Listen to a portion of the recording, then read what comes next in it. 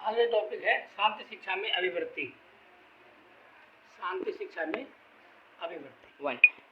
आज जो हम बता रहे हैं शांति शिक्षा में अभिवृत्ति व्यक्ति का अपने चारों ओर फैले वातावरण की विभिन्न वस्तुओं, व्यक्तियों, विचारों आदि के प्रति पसंद करने या नापसंद करने या तटस्थ रहने का भाव होता है। सामान्यतया एक व्यक्ति का व्यवहार भिन्न भिन्न लोगों से अलग अलग प्रकार का होता है। यह व्यक्ति की अभिवृत्ति को व्यक्त करता है जिसे वह अनुभव के आधार पर अर्जित करता है। ये अभिवृत्तियाँ जन्मजात विशेषता नहीं होती हैं, वरन अनुभव से व्यक्त इन्हें प्राप्त करता है। अभिवृत्तियाँ स्थायी नहीं होती हैं, वरन परिवर्तित होती रहती हैं। यह परिवर्तन नवीन अनुभवों का परिणाम होता है। इसके अंतर्गत मानव व्यवहार के तीनों आयाम ज्ञानात्मक, भावात्मक एवं क्रियात्मक अंतर्निहित होते हैं। शांति के लिए व्यक्ति का व्यवहार महत्वपूर्ण होता है। एक व्यक्ति दूसरे व्यक्ति के साथ इस प्रकार का व्यवहार करता है, इसका निर्धारण उसकी अभिवृत्ति द्वारा होता है। शांति हेतु शांति अभिवृत्तियाँ आवश्यक हैं। इसीलिए शांति शिक्षा में शांति अभिवृत्तियों पर विचार करना और उसे जानना महत्वपूर्ण है। व्यक्ति में शांति अभिवृत्तियों का विकास उसे शांतिपूर्ण बनाने में सहायक होगा। शांति अभिवृत्तियाँ इस प्रकार हैं: आत्मसम्मान एवं दूसरे का सम्मान। इसको कहते हैं respect for self and for others. व्यक्ति को अपने सम्मान के साथ ही दूसरे के सम्मान का भाव रखना चाहिए। यह व्यक्ति के प्रतिष्ठा को स्वीकारोक्ति है। केवल अपने सम्मान की चिंता और दूसरे का चाहे जो का भाव शांति में बाधक रहता है। परस्पर विश्वास एवं सहयोग। व्यक्ति सभी कार्य स्वयं नहीं कर सकता है, उसे इसके लिए दूसरे की आवश्यकता लेनी होती है। अतः आवश्यक है कि वह दूसरे का सहयोग करने के लिए भी तत्पर रहे। सहयोग लेने और देने में परस्पर विश्वास अति आवश्यक होता है। मस्तिष्क का खुलापन। दूसरे के साथ व्यवहार में खुलेपन की अभिवृत्तियाँ अति आवश्यक है। इसके अभाव में व्यक्ति सभी के साथ समता का व्यवहार नहीं कर पाता है। धर्म, जाति, भाषा, रंग, रूप आदि की तमाम बाधाएं उसके समानता के व्यवहार में बाधक हो जाती हैं। मस्तिष्क के खुलेपन से वह अपेक्षाकृत उदार दृष्टिकोण दूसरों के प्रति रखने में सफल होगा। सामाजिक दायित्व, सोशल रेस्पॉन्सिबिलिटी। सामाजिक दायित्व की अभिवृत्तियाँ व्यक्ति को समाज में अपनी भूमिका के प्रति तो जागरूक करती हैं, साथ ही वह भूमिका से संबंध दायित्व के निभाने के लिए भी तत्पर करती हैं। समाज के तमाम लोग ऐसे हैं या ऐसी परिस्थितियाँ आ जाती हैं जहां हमें अपना सकारात्मक योगदान करने में संकोच नहीं करना चाहिए। सामाजिक दायित्व में दूसरों की चिंता करने का भाव रहता है, जो शांति हेतु उचित है। नंबर 5, अहिंसा एवं करुणा। Non violence and compassion. व्यक्ति में अहिंसा एवं करुणा की अभिवृत्तियाँ उसे अपने व्यवहार में अधिक भावपूर्ण बना देती हैं। दूसरे की हिंसा को वह करुणा की दृष्टि से देखता है और तदनुसार हिंसात्मक व्यवहार न करके मानवीय व्यवहार को प्राथमिकता देता है। विवादों की स्थिति में भी वह शांतिपूर्ण अहिंसात्मक तरीकों से संयत व्यवहार करता है। वह समझौते को वरीयता देता है। करुणा उसे दया की दृष्टि प्रदान करती है, जो सभी से प्रेमपूर्ण व्यवहार की प्रेरणा देती है। लिंग भेद। यह अभिवृत्ति लिंग भेद को अस्वीकार करती है। इसमें व्यक्ति बिना लिंग का भेदभाव किए समानता का व्यवहार करता है। यह वर्तमान की प्रमुख आवश्यकता है। न्याय, जस्टिस। व्यक्ति का बिना किसी आधार के सबके साथ समानता एवं न्यायपूर्ण व्यवहार आवश्यक है। यह स्त्री, वृद्ध, बच्चे या अन्य किसी के साथ अन्याय न करता है और न होने देने को प्राथमिकता देता है। न्याय का तात्पर्य केवल कानून की दृष्टि में समानता ही नहीं है, वरन यह प्रत्येक की दृष्टि में से होनी चाहिए। न्याय परिवार या किसी भी समूह में व्यवहार का प्रमुख आधार हो, ऐसा शांति की दृष्टि से अनिवार्य है। सहनशीलता एवं सकारात्मक दृष्टि। Tolerance and positive vision. सहनशीलता शांति के लिए आवश्यक भाव है। जीवन में तमाम परिस्थितियां आ जाती हैं जो व्यक्ति के अनुकूल नहीं होती हैं। सहनशीलता की अभिवृत्ति के कारण व्यक्ति उसका सकारात्मक ढंग से समाधान करने का प्रयास करता है। सकारात्मक दृष्टि व्यक्ति को जिंदगी से प्यार और उसके सम्मान के प्रति सजग करती है। यह दृष्टि अपने साथ ही दूसरे के प्रति भी ऐसा सोचने के लिए विवश करती है। यह विवादों को उत्पन्न ही न होने देने का प्रयास करती है। आवश्यकता होने पर शांतिपूर्ण समाधान का प्रयास करती है। यह है सहनशीलता एवं सकारात्मक दृष्टि। नंबर 9, वैश्विक सरोकार, ग्लोबल कंसर्न।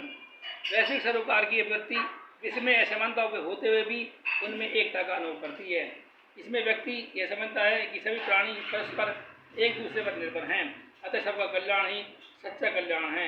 ऐसा नहीं हो सकता कि कुछ अपना ही फायदा रखें, चाहे उसमें दूसरे का अहित हो, क्योंकि कालांतर में जिनका अहित हो रहा है और जिस कारण ऐसा हो रहा है वही कारण दूसरे को भी प्रभावित करने वाला है। प्राकृतिक संसाधनों के देहान या पर्यावरण प्रदूषण के संबंध में ऐसी स्थिति आगे अनुभव करेंगे, यह शांति हेतु उपयुक्त नहीं है। अतः इस अभिवृत्ति का विकास शांति शिक्षा द्वारा अभिष्ट होना चाहिए। पर्यावरणीय सरोकार, एनवायरमेंटल कंसर्न। वैश्विक सरोकार के साथ पर्यावरणीय सरोकार भी उतना ही आवश्यक है। पर्यावरण को प्रदूषित करना केवल उसको प्रभावित नहीं करता है जिसने उसे फैलाया है, वरन अन्य तमाम निर्दोष व्यक्ति भी इससे प्रभावित होते हैं। यह प्रदूषण हवा, पानी, शोर आदि विविध रूपों में होता है, जिसका जनजीवन पर प्रभाव होता है। कुछ प्रदूषणों का प्रभाव विशिष्ट स्तर पर भी दिखाई पड़ता है। यह आपसी विवादों का कारण भी बनता है। साथ ही व्यक्ति की आंतरिक शांति भी इससे बाधित होती है। इसलिए भी इस अभिवृत्ति का विकास शांति शिक्षा द्वारा किया जाना अति आवश्यक है। शांति शिक्षा में मूल्य से आशय व्यक्ति के विश्वास से है। जब किसी भी व्यक्ति की विषय वस्तु के प्रति अभिवृत्तियाँ अत्यधिक धनात्मक या ऋणात्मक स्वरूप धारण कर लेती हैं, तब व्यक्ति के विश्वास या जीवन मूल्य की संज्ञा प्रदान करती है। मूल्य एक प्रकार से सामाजिक मानदंड है जो व्यक्ति परिवार, समाज, संस्कृति आदि को बांधकर रखते हैं। इनके द्वारा ही सामाजिक जीवन का स्वरूप निर्धारित होता है। मूल्य एक अमूर्त संप्रत्यय है जो जीवन के भावनात्मक पक्ष से संबंधित है। मूल्य के आधार पर ही व्यक्तियों के जीवन का दृष्टिकोण निर्धारित होता है। वास्तव में मूल्य जीवन के वे आदर्श हैं जो उसे उचित अनुचित का भेद बताते हैं। मूल्य ही व्यक्ति को कार्य करने के लिए प्रेरित करते हैं। अतः मूल्य का तात्पर्य किसी वस्तु या क्रिया के उस गुण से होता है जिसके द्वारा किसी को सुख की अनुभूति होती है। इस प्रकार मूल्य ऐसी आचार संहिता या सद्गुण है जिससे व्यक्ति अपने निश्चित लक्ष्यों की प्राप्ति हेतु अपने जीवन पद्धति का निर्माण करता है तथा वह अपने व्यक्तित्व का विकास करता है। इसमें व्यक्ति की धारणाएं, विचार, विश्वास, मनोवृत्ति, आस्था आदि सम्मिलित हैं। सामान्य रूप से कह सकते हैं कि मूल्य का तात्पर्य उन लक्ष्यों, विश्वासों, विचारों एवं सूक्ष्म तत्वों से है जो जीवन को सार्थक बनाने में सहयोग प्रदान करते हैं। मूल्यों का संबंध व्यक्ति के आचार विचार से है। वास्तव में मूल्य युग युग के अनुभवों का परिणाम है। शांति शिक्षा में मूल्यों का विशेष महत्व है, इसीलिए यहाँ मूल्यों का विवेचन दो दृष्टियों से किया गया है। एक तो भारतीय जीवन मूल्य और दूसरे शांति मूल्य। भारतीय जीवन मूल्य, इंडियन लाइफ वैल्यूज। व्यक्ति अपने जीवन में प्राप्त संस्कारों एवं अपने चारों ओर फैले वातावरण से अपने मूल्यों का चयन करता है। संस्कार एवं परिवेश में भिन्नता के कारण ही व्यक्ति के जीवन मूल्यों में अंतर दिखाई देता है। यहाँ केवल मनुष्य की कुशलता वांछित नहीं थी, वरन यहाँ सभी जीवित प्राणियों की कुशलता का ध्यान था। जैन धर्म में सभी जड़ चेतन का विचार था। भारतीय विचारधारा में वर्तमान जीवन को पूर्णता प्रदान करना और इसमें नैतिक आदर्शों को जीवन में उतारना ही अभिष्ट था। वेदों में ईमानदारी, अहिंसा, सत्यवादिता, विनम्रता, मधुर बोलना, ब्रह्मचर्य, धार्मिक दृढ़ विश्वास, हृदय की पवित्रता, सबका कल्याण आदि को महत्वपूर्ण गुण माना गया है।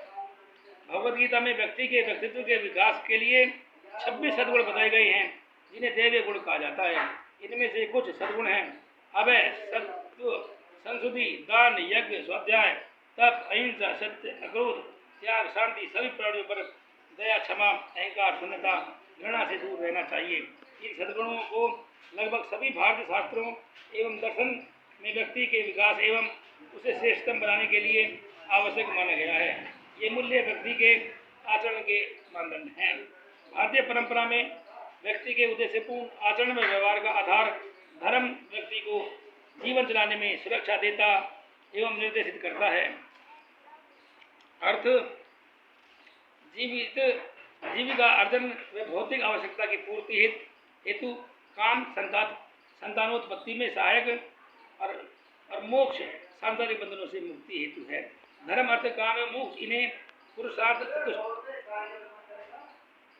चतुष्टय कहा जाता है। ये चारों व्यक्ति की आदर्श जीवन के आधार हैं। ये वास्तव में मूल्य हैं जिनका तत्कालीन मानव जीवन में उच्च स्थान है।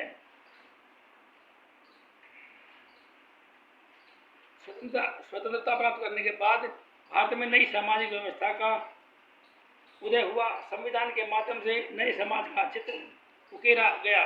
इस आलोक में नए मूल्यों का विकास हुआ जिन्हें पुरातन शाश्वत मूल्यों के साथ ही अपनाने की आवश्यकता है। ये नवीन मूल्य हमारे संविधान की उद्देशिका एवं मूल कर्तव्यों में आलोक में सामने आए हैं। इन मूल्यों में प्रमुख अग्रवत हैं समाजवाद, पंथ निरपेक्षता, लोकतंत्र, स्वतंत्रता, समता, न्याय, देशभक्ति, सामाजिक, सांस्कृतिक एवं आध्यात्मिक ज्ञान, पर्यावरण संरक्षण, विधि पालन, उत्कृष्टता, वैज्ञानिक दृष्टिकोण, अहिंसा, विश्वबंधुता आदि। विश्व शांति एवं सद्भाव तथा राष्ट्रीय विकास की दृष्टि से भारत में प्राचीन एवं नवीन दोनों प्रकार के मूल्यों का महत्व है। इनके विकास की दृष्टि से सार्थक प्रयास करना भी आवश्यक है। शांति मूल्य, पीस वैल्यूज, भारतीय जीवन मूल्यों के उपयुक्त विवेचन में अधिकतर ऐसे मूल्यों का संकेत है जो शांति की दृष्टि से महत्वपूर्ण है। फिर भी ऐसे मूल्यों को यहाँ अलग से प्रस्तुत किया जा रहा है जो शांति स्थापना एवं शांति शिक्षा में अनिवार्य प्रतीत होते हैं। यूनेस्को की हैंडबुक ऑन पीस एजुकेशन में 10 विषय वस्तुओं को लेते हुए एक मॉडल प्रस्तुत किया गया है जो शांति प्रिय व्यक्ति का संकेत करता है। विषय वस्तु थीम्स शांति के मूल मूल्यों, कोर वैल्यूज को व्यक्त करते हैं। शांति के मूल्य निम्नलिखित है। नंबर 1, सामुदायिक शांति में विश्वास। नंबर 2, मानव प्रतिष्ठा का सम्मान। नंबर 3, आंतरिक शांति खोजना। नंबर 4, अहिंसात्मक एवं तार्किक सोच। नंबर 5, सकारात्मक सोच। नंबर 6, ब्रह्मांड की चिंता। नंबर 7, विवादों को शांतिपूर्ण समाधान करना। नंबर 8, अपने प्रति सच्चे रहना, साथ साथ रहना। नंबर 10, करुणाशीलता एवं किसी को हानि न पहुंचाना। उपयुक्त शांति मूल्य वैश्विक शांति की दृष्टि से अति महत्वपूर्ण है। शांति शिक्षा द्वारा इनका व्यक्ति में विकास निश्चित रूप से लाभकारी होगा। इसके लिए शिक्षा के सभी साधनों और विशेष रूप से विद्यालयों को प्रयास करना होगा। यह जितनी जल्दी हो